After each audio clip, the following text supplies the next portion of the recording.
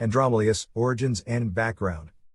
The somewhat enigmatic figure of Andromalius occupies an uneasy position in demonological traditions, fanning the theological divide between classical Judeo-Christian texts and occult writings on ritual magic developed during the Renaissance era. Characteristics ascribed run the gamut from nefarious to benign depending on interpretation. Etymological derivations of the name further cloud definitive assignment. Variant spellings like Andromalius and its possible roots in ancient Near Eastern solar deities invite speculation on syncretic origins absorbed into later medieval classification as one among the host of demons in Solomon's service.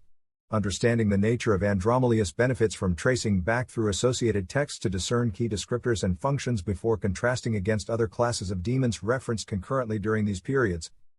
Appearance in Ars Theurgia Goetia. This enigmatic infernal spirit appears in a categorized listing of demons provided in the late Middle Age grimoire work Ars Theurgia Goetia dating somewhere between the 14th to 17th century. It enumerates extensive hierarchies and revealing attributes for intended conjuration by occult ritual magicians. Within the complex pyramidal framework ranking demons by authority and power levels, Andromalius holds the office of Earl and allegedly commands 36 legions of lesser spirits across alternating hours of daylight and night. 55 forms of demons occupy hours of the day while 72 types govern nocturnal periods in this diabolic bureaucratic system.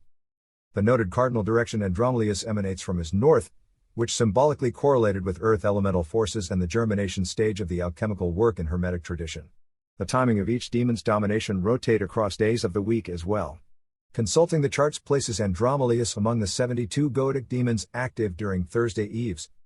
Descriptions identify Andromalius as appearing in human form when conjured, insinuating an illusory shape-shifting capacity rather than fixed corporeal existence. Details on the appearance entail tawny skin, handsome features, either snake feet or riding a viper, holding a great serpent while adorned in fine jewelry and opulent fabrics of the aristocratic class. This strongly indexes the elevated status notion. Powers, abilities and functions.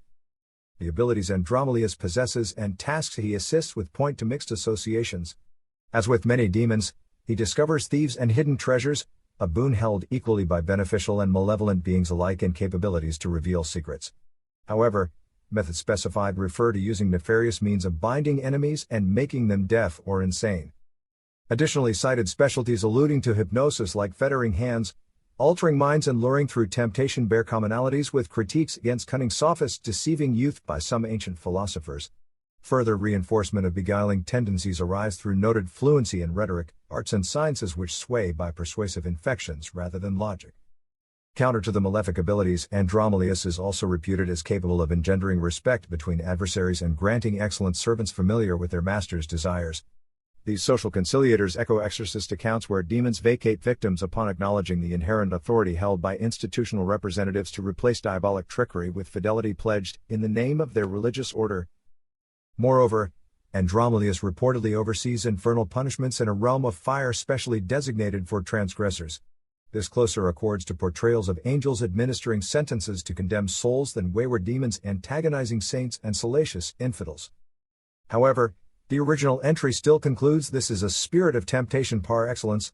So despite certain virtues, the author warns even aspiring magicians against directly engaging Andromalius lest one's good be corrupted. Perhaps the slippery trickster epithet weighs most compelling here, with other references mere glamour cloaking his true mischievous essence. Contrasts within occult demonology. Contrasting Andromalius against other classifications in occult demonology and grimoire literature sheds further interpretative light through similarities and differences with beings grouped among palpably malevolent designations versus more obscure wandering antinomian-classed strangers to angelic and demonic categorization. For example, the notorious demons associated with cardinal sins in Peter Binsfeld's Tractatus de Confessionibus Maleficorum et Sagarum yield no resemblance. Those devils incite very specific vices with overt nasty temperaments like Baal Peor sowing discoveries leading to ingenious laziness rather than diligent work, or Asmodeus driving lustful coital urges. It seems whatever Andromalius guises, the characteristics show little alignment with these one-dimensional capital vice patrons concerned purely with material sphere temptation. Greater resemblance of abilities emerges with comparisons to Johann Weyer's occult philosophy outlining an infernal template in his Pseudomonarchia Daemonum tables, inspired portions adapted into the Ars Goetia. Weyer portrays similarly speculative powers over discovering lost or hidden objects, hypnotizing victims to bind their limbs, and odd transient physical shifts between animal and humanoid forms that suggest shared provenance inherited into the later compilation of Solomonic spirits from these Renaissance catalogues codifying lore on magician spirit familiars harvested from selective medieval scholastics. However, Ware judged demons as fundamentally deceitful entities employing illusion to ensnare victims. His position doubted the very viability of magic and divination arts, attributing effects to delusional errors of failed philosophy blind to natural principles later illuminated by science.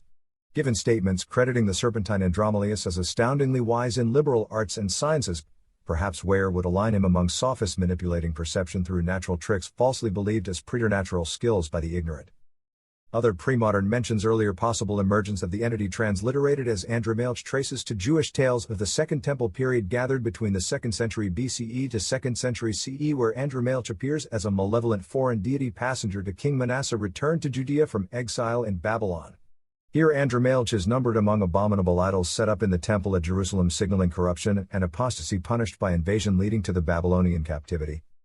As a regional solar divinity assimilated in the Assyrian pantheon under the likely variant name Molishu, scholarly conjecture suggests conflation with the deity Malik/Moloch listed separately among proscribed pagan gods in biblical scriptures. The name fluidity through translation errors may have distorted an initial solitary figure into variant emanations, seemingly unique entities historically.